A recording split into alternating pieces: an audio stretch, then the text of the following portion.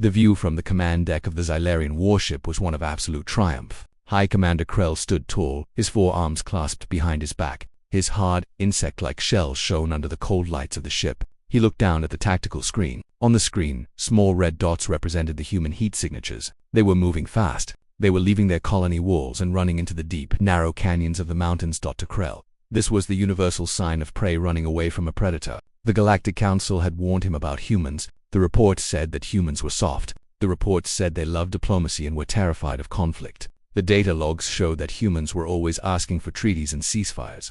Krell did not understand this.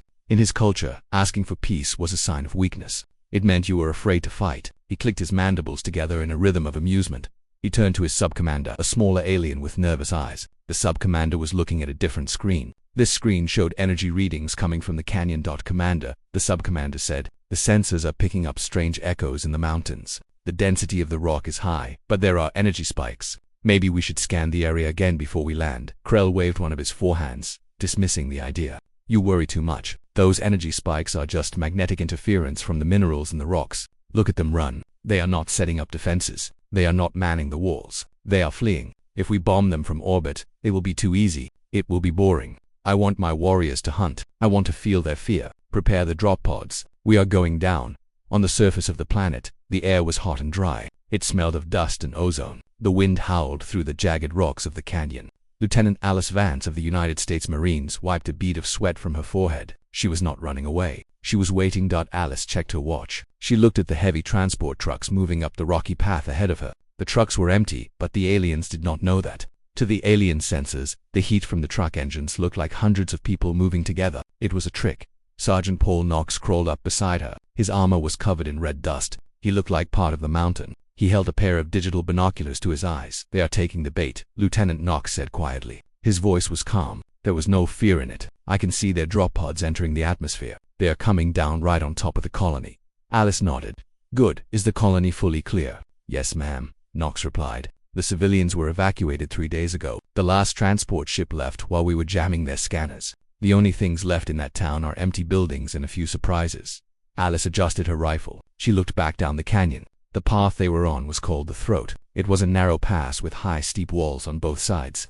It was the only way into the mountains. If the aliens wanted to catch the fleeing humans, they had to walk through the Throat. Let's keep moving, Alice said. We need to sell this. If we stop, they might get suspicious. We have to make them think we are panicked.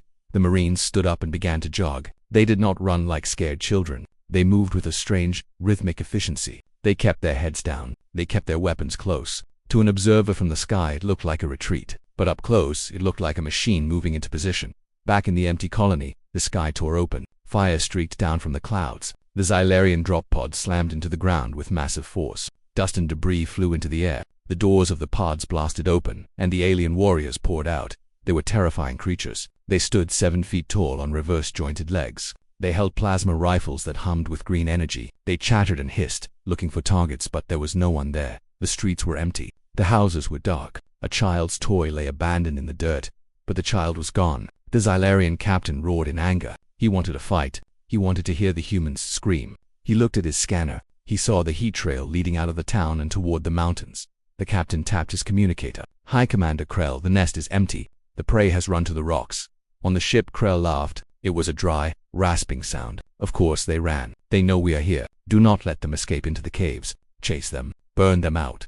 The order was given. The alien army moved out. There were thousands of them. They marched out of the colony and into the open wasteland. They moved fast, their clawed feet kicking up sand. They felt strong. They felt like the masters of the universe. They saw the tracks of the human trucks leading into the dark shadow of the canyon. They did not know that the shadows were watching them. Alice Vance reached the fallback point. She slid behind a large boulder. She tapped her earpiece. All units, hold fire. I repeat, hold fire. Let them enter the box. The Marines were hidden everywhere. They were under thermal blankets that hid their body heat. They were buried in the sand. They were perched on the high ridges of the canyon walls. They were invisible.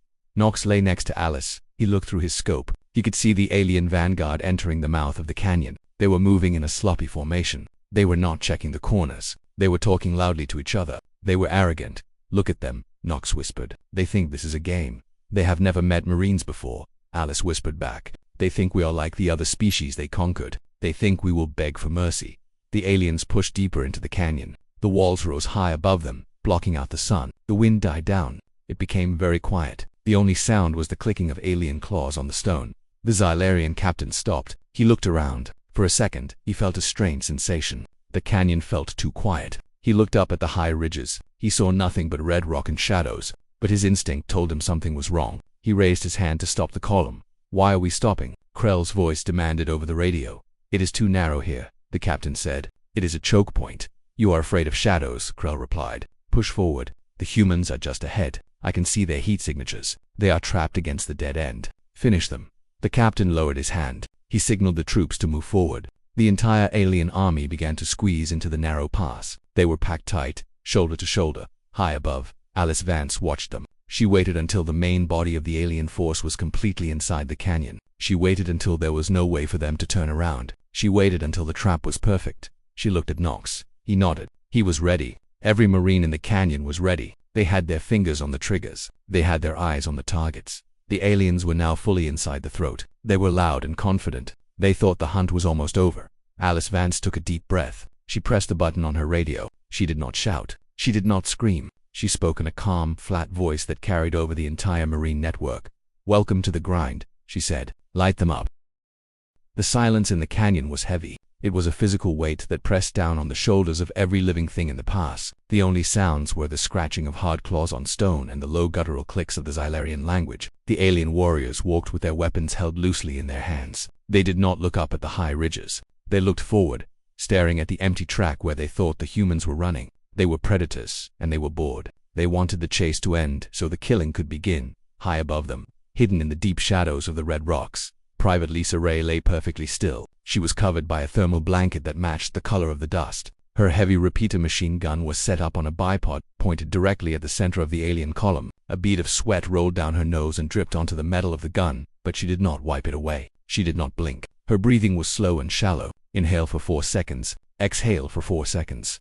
Beside her, Corporal Ben Holt adjusted the lens on his rifle. He was watching the alien captain, the one with the bright red markings on his armor. Holt had his crosshairs settled right on the thin gap between the alien's helmet and his chest plate. It was a small target, but Holt had made harder shots in training. The discipline on the ridgeline was absolute. There were 200 Marines hidden in the cliffs, and not one of them moved. A loose pebble or a reflection from a watch face could ruin everything. They waited. They watched the enemy walk right into the kill zone. The Xylarians were used to fighting enemies who panicked. They were used to enemies who fired too early because they were scared. But the Marines were not scared. They were calculating the distance. They were adjusting for wind. They were waiting for the order. In her earpiece, Lisa heard the voice of Lieutenant Vance. It was not a shout. It was a whisper that sounded as clear as a bell. "Welcome to the grind," Vance said. "Light them up." Lisa squeezed the trigger. The silence of the canyon shattered instantly. It wasn't just a sound. It was a wall of noise that hit the aliens like a physical blow. Hundreds of weapons opened fire at the exact same second. The muzzle flashes from the ridgeline looked like a sudden lightning storm. Down in the canyon floor, the world turned into chaos. The Xylarian front line simply disappeared. The heavy rounds from the Marine weapons tore through the alien shields and armor as if they were made of paper. Green blood sprayed across the red rocks. The aliens who were standing tall and proud a moment ago were now falling in heaps at the rear of the column. The aliens tried to turn around and run back the way they came, but the Marines had planned for that. Sergeant Knox pressed a detonator in his hand. A series of massive explosions rocked the entrance of the pass. The claymore mines, hidden under piles of loose rock, detonated all at once. The walls of the canyon entrance collapsed inward. Thousands of tons of rock crashed down, sealing the exit. A thick cloud of dust billowed up, blocking the sunlight. The trap was closed. There was no way out. The Xylarian captain, the one Holt had been watching, never even had time to raise his weapon. Holt's shot took him down in the first second of the engagement. The alien leader fell. His command shouts cut short. Panic took over the alien army. For thousands of years, the Xylarians had been the hunters. They had never been on the receiving end of an ambush like this. They did not know how to react. They started firing wildly into the air. Their plasma bolts flew harmlessly over the heads of the Marines, burning black marks into the canyon walls. They were spraying and praying, hoping to hit something. Anything. Lisa Ray did not spray. She fired in short, controlled bursts. 3 rounds, pause. 3 rounds, pause. She swept her gun back and forth across the kill zone. She was not angry. She was not hateful. She was just doing her job. She watched the ammo belt feed into her weapon, the brass casings pinging off the rocks beside her. "Reloading," she shouted, her voice calm despite the deafening noise. "Covering," Holt replied instantly. He shifted his aim to cover her sector, firing rapidly to keep the aliens' heads down. Lisa slapped a fresh box of ammunition into a weapon and racked the charging handle. She was back in the fight in less than 5 seconds. Down below, the aliens were trying to find cover. They scrambled behind boulders and dead bodies. Some of them tried to activate their personal energy shields, but the kinetic force of the human bullets overloaded the generators. The shields flared blue and then died out. The Xylarians were confused. The reports said humans were weak. The reports said humans used energy weapons that were slow and easy to dodge, but these humans were using projectile weapons. They were throwing pieces of metal at supersonic speeds. The impacts were brutal and immediate. There was no hum of charging energy, just the crack of the bullet breaking the sound barrier and the thud of impact. High Commander Krell, watching from his orbit, screamed into his communication link. "Push forward," Krell yelled. "Attack them. Climb the walls. You are the superior species. Tear them apart." But his soldiers could not hear him clearly. The Marines were using electronic jammers. The alien radios were filled with static and screeching feedback. The coordinated alien army had broken down into a mob of terrified individuals. A group of large Xylarian warriors. The shock troopers tried to rally. They roared and charged toward the left wall of the canyon. They used their extra limbs to climb the steep rock face, moving with frightening speed. They were trying to get up to the ridgeline to engage the Marines in close combat. Lieutenant Vance saw them coming. "Left flank. Watch the climbers," she called out. Sergeant Knox was already moving. He stood up from his cover, exposing himself for just a moment. He pulled the pin on a grenade and threw it. The small metal sphere arced through the air and landed perfectly in the middle of the climbing aliens. "Fire in the hole," Knox yelled. The grenade exploded with a dull thump. The blast knocked the aliens off the wall. They fell 50 feet, crashing back down onto their confused comrades below. But more aliens were climbing. They were desperate. They knew that staying on the canyon floor meant death. They swarmed up the rocks like ants. Lisa Ray swiveled her gun to the left. She saw a warrior cresting the ridge just 20 yards away. The alien hissed, its mandibles dripping with green saliva. It raised a plasma pistol. Lisa didn't flinch. She adjusted her aim and fired a long burst. The bullets hit the alien in the chest, pushing it backward. It tumbled off the ledge and disappeared into the dust cloud below. "Hold the line." Vance's voice came over the comms. "Do not let them reach the top. Keep the pressure on." The firing did not stop. The barrel of Lisa's gun was glowing hot. The smell of gunpowder was thick in the air. It mixed with the sharp, acidic smell of alien blood. For the Xylarians, the world had become a nightmare. They looked up and saw only muzzle flashes. They looked back and saw a wall of fallen rocks. They looked at each other and saw fear. The creatures that had conquered a dozen star systems were now huddled behind rocks. Shaking, they realized then that the humans had lied. The humans were not afraid of battle. The treaties, the talks, the requests for peace, it wasn't because the humans couldn't fight. It was because the humans knew what they were capable of, and they had tried to save the galaxy from seeing it. But now, the mask was off. The Marines were not diplomats. They were masters of violence, and they were just getting started. The valley floor was no longer just a canyon. It was a graveyard of broken machinery and shattered pride. The dust that hung in the air was thick and red, swirling around the panicked Xylarian soldiers like a living thing. The rhythmic pounding of the Marine heavy weapons did not stop. It was a steady mechanical drumbeat that echoed off the canyon walls. Every time an alien tried to stand up and give orders, they were cut down. The discipline of the invaders had completely collapsed. High above the planet. On the bridge of his warship, High Commander Krell stared at the screen. His mandibles twitched in a spasm of rage. He could not process what he was seeing. The data coming from the surface did not make sense. His soldiers were the finest warriors in the galaxy. They were born to fight. They were bred for conquest. And yet, they were being slaughtered by a species that spent most of its time writing poetry and farming. "This is impossible," Krell hissed. He slammed a fist onto the metal console. "They are soft. They are weak. How are they holding the line?" The sub-commander looked up, his eyes wide with fear. "Commander, the humans are not just holding, they are advancing. They are using sonic weapons to disorient our troops. The sensors indicate that the human projectile weapons are causing massive kinetic damage. Our shields were designed to stop energy beams, not solid metal slugs moving at 3 times the speed of sound." Krell growled low in his throat. He refused to lose to these mammals. He refused to be the first High Commander to retreat from a primitive world. "Send in the Deathless," Krell ordered. The sub-commander froze. "The Deathless? But Commander, they are the Royal Guard. We never deploy them for a simple skirmish." "This is not a skirmish," Krell roared. "This is an insult. Drop them directly onto the ridgelines. Flank the humans. Crush them from the sides. I want their heads on spikes before the sun goes down." Back in the canyon, the battle was shifting. The initial shock of the ambush was wearing off, and the surviving aliens were starting to fight back with desperate fury. They were pinned down, but they were still dangerous. Green plasma bolts sizzled through the air, melting rocks and scorching the thermal blankets of the Marines. Lieutenant Alice Vance saw the new threat before it hit the ground. Her tactical visor flashed a warning. Multiple heavy drop pods were screaming through the atmosphere, aiming for the high ground. Heads up, Vance shouted over the comms. We have heavy movers coming in hot. They are trying to drop on top of us. Watch your sectors. Seconds later, the sky above the canyon ridges turned black with smoke. 6 massive pods slammed into the rocks behind the Marine positions. The ground shook violently, knocking dirt and pebbles loose. The doors of the pods hissed open, and the Deathless emerged. They were monsters. They were twice the size of a normal Xylarian warrior. Their armor was black and covered in spikes. They carried massive energy cannons and jagged metal swords. They did not run. They stalked. They moved with a heavy, terrifying grace. Corporal Ben Holt turned his rifle toward the new threat. He fired a 3-round burst at the leading Deathless warrior. The bullets sparked off the black armor, but the alien did not fall. It just turned its head toward Holt and let out a chilling shriek.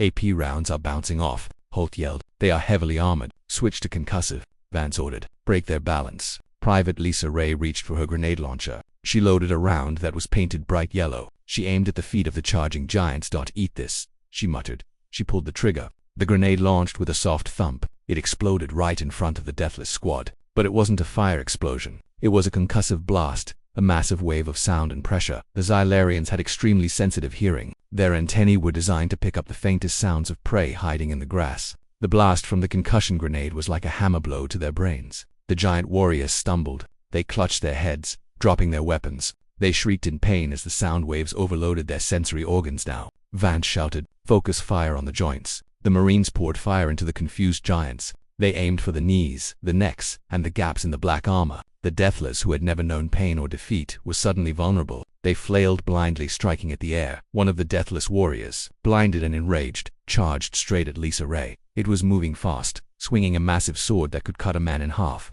Lisa did not have time to reload. She dropped her heavy weapon and drew her sidearm. She rolled to the right, dodging the clumsy swing of the sword. The blade smashed into the rock where she had been standing a second ago, sending sparks flying.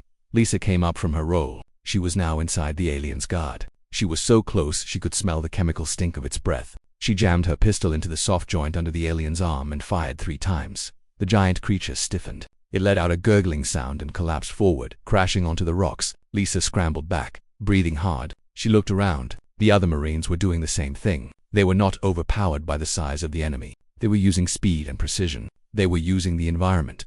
Holt was fighting 2 of them at once. He used a flashbang grenade to blind them, then used his combat knife to sever the hydraulic cables on their armor suits. The aliens froze, trapped inside their own heavy shells. Holt finished them with efficient shots to the head. The psychological impact of this moment changed everything for centuries. The Xylarians believed that violence was the only language of the universe. They believed that if a species asked for peace, it was because they were physically incapable of war. They looked at the soft skin of humans, their lack of claws, their small teeth, and they assumed they were harmless. But as the Deathless died on the ridge, the surviving aliens realized the terrible truth. The humans had not asked for peace because they were weak. They had asked for peace because they knew what they were. They knew that once they started fighting, they did not stop. The diplomacy, the treaties, the begging for a ceasefire, it was not to protect the humans. It was to protect the aliens. The humans had tried to keep the monster in the cage, but Krell had kicked the cage open. Down in the valley, the regular Xylarian soldiers saw their elite guard falling. They saw the black armor of the Deathless shattered on the rocks. The myth of their invincibility was broken. A wave of true fear washed over the alien army. It wasn't just panic anymore. It was terror. They stopped firing. They stopped trying to climb the walls. They looked at the ridgelines, where the dust was clearing. They saw the silhouettes of the Marines standing tall against the sky. The humans looked like demons made of dust and fire. Lieutenant Vance stood over the body of a fallen Deathless warrior. She checked her weapon. She looked down into the canyon. They are breaking, she said. I can feel it push them. Sergeant Knox said, stepping up beside her. He was bleeding from a cut on his forehead, but he was smiling a grim smile. Let's finish this. Vance tapped her comms. All units, fix bayonets, she said. The order was calm, but it carried a weight of finality. We are going down there. We are going to push them out of our home. The sound of metal sliding against metal echoed across the ridge. Hundreds of Marines attached long sharp blades to the ends of their rifles. They did not wait for the aliens to recover. They stood up in unison. On the bridge of the Conqueror, Krell watched in horror. The humans were not staying in cover. They were not waiting for air support. They were coming down the cliffs. They were charging into the teeth of the enemy army. They are insane, Krell whispered. They are absolutely insane. No, Commander, the sub-commander said softly, staring at the screen. They are Marines. The hunt was over. The slaughter was about to begin. The dust cloud swallowed the canyon. It was no longer a battle of long-range shots. The distance between the two armies had closed to zero. The Marines crashed into the confused Xylarian lines like a tidal wave of steel and ceramic armor. The sound of gunfire was replaced by the terrible sounds of physical struggle. Metal clashed against alien shell. Men and women shouted orders and warnings. The aliens shrieked in a mix of rage and sudden, overwhelming fear. Sergeant Paul Knox ran forward, but dust blinded him, but he did not stop. A massive shape loomed out of the red fog in front of him. It was a Xylarian warrior, standing nearly 8 feet tall. The alien raised a serrated blade, ready to strike down the small human. It expected Knox to freeze. It expected him to cower. Knox did not freeze. He stepped inside the swing of the blade. He moved faster than the alien could track. He drove the butt of his empty rifle into the alien's midsection. The creature doubled over, gasping for air. Knox didn't hesitate. He pulled his combat knife from his vest. It was a simple piece of sharpened steel, primitive compared to the plasma weapons of the invaders. But in the hands of a Marine it was deadly. The alien fell back, crashing into the rock wall. Knox stood over it, breathing hard. His armor was cracked. Blood from a cut above his eye ran down his face, mixing with the dust. He wiped it away with the back of his hand and looked for the next target. Around him, the rest of the platoon was fighting with the same savage intensity. Private Lisa Ray had lost her primary weapon in the scramble. She was using her entrenching tool, a small folding shovel with a sharpened edge. She swung it with terrifying force, hacking at the armor of an alien who tried to grab her. "Get back," she yelled, swinging the tool. "Get back or I will bury you right here." The alien retreated, hissing in confusion. It had never seen a soldier fight like this. The Xylarians fought for honor or for the Emperor. These humans fought like cornered animals. They used their fists, their boots, and even rocks they picked up from the ground. They did not fight to win points. They fought to survive. High above the chaos, Lieutenant Alice Vance stood on a rocky outcrop. She was calm in the middle of the storm. She looked at her tactical display. Her ammunition counters were flashing red. Her Marines were running low on everything. They were tired. They were hurt. But they were winning. She pressed a button on her encrypted radio. "Intrepid, this is Vance," she said. "The kill box is full. We are flushing them out. We are pushing them back into the open. Are you in position?" A voice crackled back, heavy with static but clear enough. "Copy that.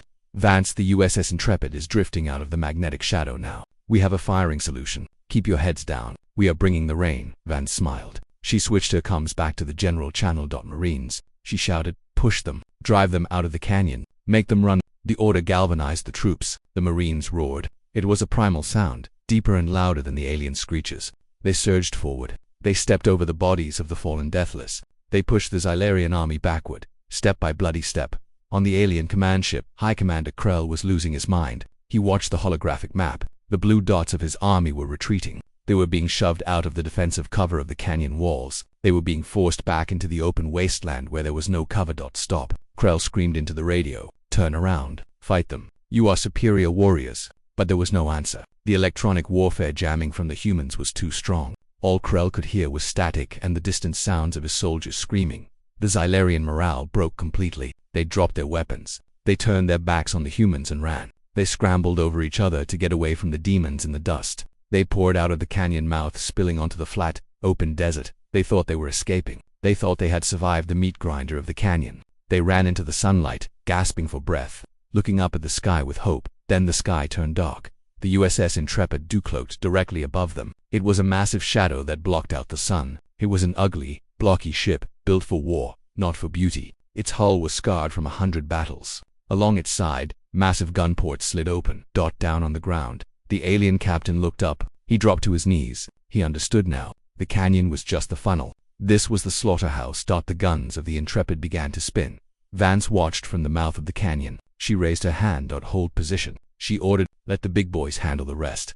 The Marines stopped. They stood at the edge of the shadow, panting, bleeding, and dirty. They watched as the ship above unleashed a torrent of fire. It wasn't a bombardment. It was a wall of lead and fire that churned the desert floor. The Xylarian army, caught in the open, had nowhere to go. The ground shook so hard that Knox had to lean against the canyon wall to stay standing. He looked at Lisa Ray. She was sitting on a rock, drinking water from her canteen. Her hands were shaking, but she gave him a thumbs up. "They never stood a chance," Knox said quietly. "They shouldn't have come here," Lisa replied. She wiped the grime from her face. "They really shouldn't have come here." The firing from the ship stopped as suddenly as it had begun. The silence returned to the desert, but it was different this time. It was the silence of total defeat. The dust slowly settled, revealing the wreckage of the invaders' army. Vance walked to the front of the line. She looked out at the devastation. She didn't feel joy. She felt relief that her people were safe. She tapped her comms one last time. "Command.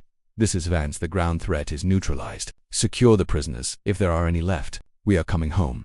She turned to her Marines. They looked like statues made of dust and blood. They were exhausted, but they stood tall when she looked at them. Good work, she said simply. Check your gear. Check your buddy. We move out in 5. The Marines nodded. They began to patch up their wounds. They shared the last of their water. They checked on each other with a tenderness that seemed out of place for such violent warriors. Krell watched from his bridge. His fleet was intact, but his army was gone. His pride was gone. He looked at the human ship hovering over the planet. He realized that he had made the greatest mistake of his life. He had mistaken kindness for weakness. He had mistaken restraint for fear.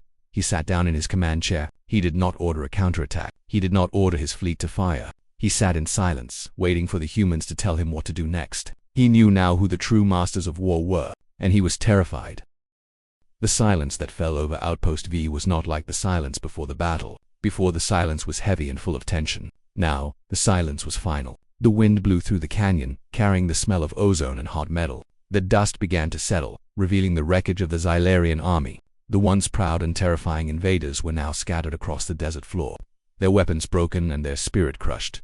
Lieutenant Alice Vance stood in the middle of the carnage. She reached up and unsealed her helmet. There was a hiss of air as the seal broke, and she pulled it off. Her hair was matted with sweat, and her face was covered in a thin layer of red dust. She took a deep breath of the real air. It tasted like dirt and smoke, but it was the best thing she had ever tasted. She looked around at her Marines. They were standing up from their positions. Some were leaning on their rifles. Others were sitting on the rocks, checking their bandages. They looked tired. Their armor was scorched and cracked, but they were all smiling down on the desert floor.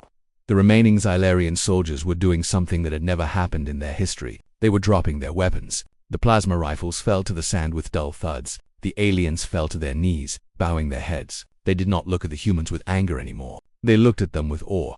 A large shadow moved over them. The USS Intrepid lowered itself slowly, its landing thrusters kicking up new clouds of dust. A heavy ramp lowered from the belly of the ship, and a group of officers walked out. In the center was Admiral Stephen Miller. He was an older man with gray hair and a uniform that was perfectly clean, a sharp contrast to the dirty Marines. Alice Vance walked over to meet him. She saluted, her hand snapping to her brow. Admiral, she said, the area is secure. The enemy has surrendered. At ease. Lieutenant, Miller said. He looked past her at the devastation in the canyon. You and your team did a hell of a job. They outnumbered you 10-1. They didn't count on the terrain, Sir Alice said modestly, and they didn't count on us. High above them. Inside the crippled Xylarian warship, High Commander Krell was staring at his main screen. His ship was dead in the water. His engines were disabled. His weapons were offline. He was trapped. A light blinked on his console. Incoming transmission. Krell hesitated. In his culture, a defeated commander was usually executed immediately. He expected the humans to fire the final shot, but the light kept blinking. Slowly, he reached out and pressed the button. The screen flickered to life. He saw the face of Admiral Miller. This is High Commander Krell of the Xylarian Empire, Krell said. His voice was weak. I surrender my ship. I am ready to die. Admiral Miller looked at him calmly. We are not going to kill you, Commander. That is not how we do things. Krell was confused. You destroyed my army. You broke my elite guard. You fought like demons. And now you show mercy. You are a contradiction. You lied to the galaxy. We did not lie, Miller said. You did, Krell shouted, his anger returning for a moment. Every report said humans were weak. You sent diplomats to every council meeting. You begged for peace. You asked for treaties. You pretended to be afraid of war. You tricked us into attacking you. Miller shook his head slowly. You misunderstood us, Commander. We didn't ask for peace because we were afraid of you. We asked for peace because we were afraid of ourselves. Krell went silent. He did not understand. We know what we are, Miller continued. Humans have a long history of war. We have spent thousands of years fighting each other. We got very, very good at it. When we finally reached the stars, we decided to change. We decided to be better. We built the diplomats. We wrote the treaties. We tried to be gentle because we know what happens when we let the monster out of the cage. Miller leaned closer to the camera. His eyes were cold and hard. The Marines are not the first option, Commander. They are the last option. They exist for the moment when peace fails. You pushed us past that point. You mistook our kindness for weakness. You thought that because we were polite, we were harmless. That was your mistake. Krell looked down at his hands. He felt a deep chill run through his body. He realized the truth. The humans were not a prey species that had learned to fight. They were a predator species that had learned to be civilized, and he had forced them to stop being civilized. Take your ship, Commander, Miller said. Take your surviving soldiers. Leave this system. Tell your council what happened here. Tell them that humans love peace. Tell them we will do anything to keep it. But tell them never to test us again. The transmission ended. The screen went black. Krell sat in the darkness for a long time. Then, he gave the order to power up the backup engines. The Xylarian warship turned slowly and limped away toward the stars. Krell opened the navigation chart. He found the solar system where the humans lived. He marked it with a red symbol. It meant do not engage. It was a warning for all future generations. Back on the ground, the mood had changed. The tension was gone. The Marines were busy helping the wounded. Corporal Ben Holt was sitting on a crate, letting a medic bandage his arm. He was laughing at a joke Private Lisa Ray had made. Lisa was cleaning her entrenching tool. She looked tired, but her eyes were bright. She opened a packet of rations and took a bite. It tasted like cardboard, but she didn't care. "You think they will come back?" Holt asked, nodding at the sky where the alien ship was disappearing. "No," Lisa said. "They learned the lesson." Sergeant Knox walked by. He handed each of them a bottle of water. "Good work today, people. Get some rest. We have a lot of cleanup to do tomorrow." Alice Vance watched them. She saw the way they joked with each other. She saw the way they cared for their injured friends. Just an hour ago, these men and women were killing machines. They had fought with a brutality that terrified the aliens. But now, they were just people again. They were kind. They were funny. They were human. That was the secret, she realized. The aliens were bred for war. They were soldiers all the time, but humans chose to be soldiers. And because they chose it, they fought harder. They fought for each other. They fought for the right to go back to being peaceful. She looked up at the stars. They looked beautiful and quiet. The war was over. The diplomats would come back now. The treaties would be signed. But the galaxy was different now. The secret was out. The humans were kind. The humans were gentle. But if you pushed them, if you backed them into a corner, you would meet the Marines. And that was a mistake no one would make twice.